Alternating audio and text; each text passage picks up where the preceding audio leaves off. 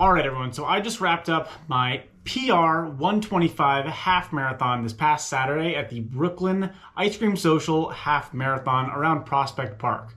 So that was a really fun race, and we're gonna go over my pacing strategy, nutrition strategy, clothing that I was wearing, and my warm-ups that I can help you PR your next race. Taking a step back, my goal for the next couple of weeks is to get a sub 2:55 marathon. I wanted to strategically put this half marathon about 6 weeks before so I could see how my training's going and where I kind of stack up.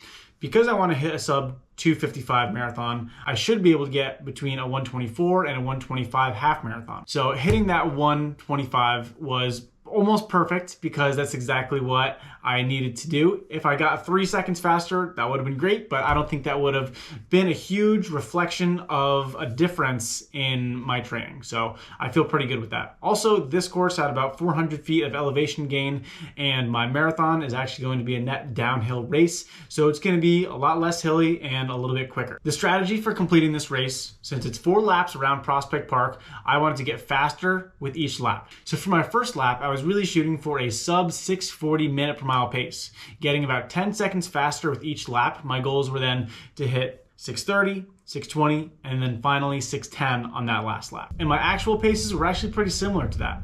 For my first lap around, I hit a 641 average minute per mile pace. For my second lap, I hit a 634 average minute per mile pace. For my third lap, I actually had the exact same time with a 634, and then for my final lap, I ended it with a 609 minute per mile pace. Even with my third lap having some pretty poor pacing, I still managed to get that 125.03 half marathon, placing me 15th overall out of 855 people, making me top 2% for that run. So now I'm going to tell you how I use nutrition to help me PR my half marathon with a 125. About 90 minutes before the race started, I consumed some overnight oats. I did not have a lot to work with in the hotel, so I just had some dry oat packets. I couldn't find any milk or anything because the breakfast bar was closed, obviously, when we got in at around 9 o'clock at night. So I just had to use some water for my overnight oats. It actually worked out pretty well. My stomach is used to handling overnight oats for breakfast in the morning pretty much every single day. So this was something that was familiar with me and that I'm very used to consuming and then going right out onto the road. I was really emphasizing my water intake about 30 to 60 minutes before that race. I was also putting a huge emphasis on electrolytes, making sure that I was prioritizing my electrolyte consumption, preloading with about 1,000 milligrams of electrolytes before that race, and then during the race, I was consuming another 500 to 600 grams of electrolytes per water bottle. I had 2 water bottles that I carried with me. One I carried on lap 1. It had about 6 ounces of water. I tried to drink all of that on the first lap, which was about 3-ish miles. For the second lap, I dropped it off, and I didn't have any water bottle with me for that lap. But I picked up my second water bottle on lap 3, again about 5 to 6 ounces, consumed all of that on that lap, and then for the final lap, I was nice and free with my hands, able to really push the pace. Although I did carry gels with me, I didn't consume any. And this is because I haven't been consuming gels on my fast-paced runs recently, so I didn't want to do something different than I'm used to, mess up my stomach, and potentially hurt my time. Typically for workouts that are less than 90 minutes, you really don't need to supplement with additional carbohydrates. But I have used them in the past, and my favorite gels are the Huma energy gels, both with the added electrolytes and the regular version. So I'm going to tell you about the clothes and the gear that I used to help me run my 125 PR half marathon. Starting from the bottom up, had my good old toe socks. These are Injinji toe socks with this really cool design. Technically, these are the women's socks because the men's socks were out of stock for some reason, but these work just as well.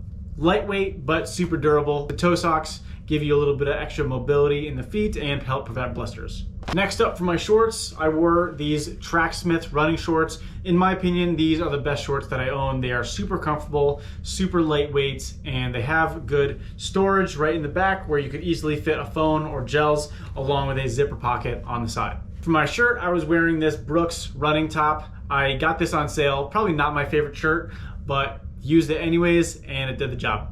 For my hat, I wore this lightweight sports hat that says St. Bonaventure Rugby because gotta represent, baby.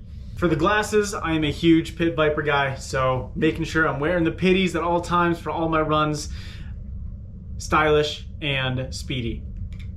For my water consumption, I had these 2 water bottles. I had this soft Nason flask and then I have this insulated Nason flask. I had this one on the first lap, this one on the third lap. With a little bit of added weight, it might have added a little bit of time, but then once you get rid of those, you feel like you're really flying. And lastly, for my race shoes, I wore these Nikes with an incredibly long name for some reason.